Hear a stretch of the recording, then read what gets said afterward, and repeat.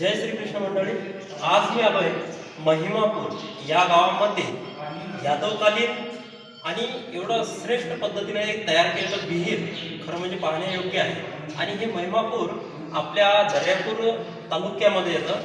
या महिमापूरमध्ये यादवकालीन हेमाडपंथी पद्धतीनं तयार केलेली ही विहीर आहे, ज्यामध्ये पिण्यासाठी लोकांना त्यावेळेस ही विहीर बांधण्यात आली असावी.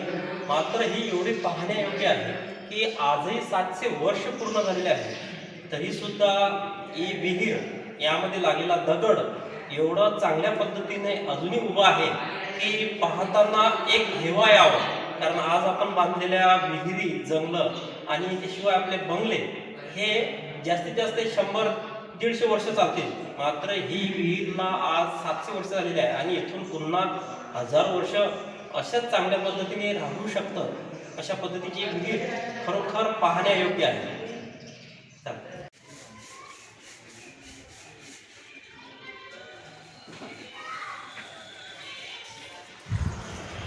चला तर मंडळी, आज आपण जाणून घेणार आहोत विदर्भातील प्रख्यात असलेली विहीर म्हणजेच महिमापूर येथील विहीर.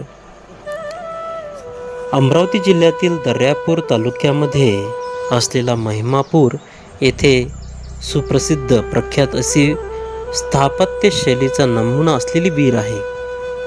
ही विहीर यादव काळात म्हणजेच 12व्या-13व्या शतकात बांधली असावी असे लोकांचे मत आहे.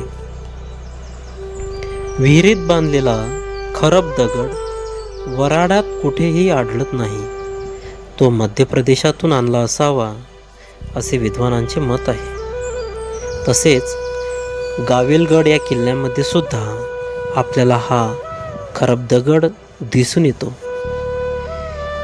ही विहीर 7 मजली असून या विहिरीला एकूण 12 दरवाजे आहेत. तसेच खाली उतरण्याकरिता 88 पायऱ्या बांधलेल्या आपल्याला दिसून येतील. आणि म्हणून या विहिरीला पायविहीर सुद्धा म्हणतात. म्हणजेच आपण या विहिरीमध्ये पायऱ्यांद्वारे खाली तळपर्यंत जाऊ शकतो. म्हणून या विहिरीला पायविहीर संबोधतात. ही विहीर गाव पातळीपासून 88 फूट खोल व 40 मीटर रुंद आहे.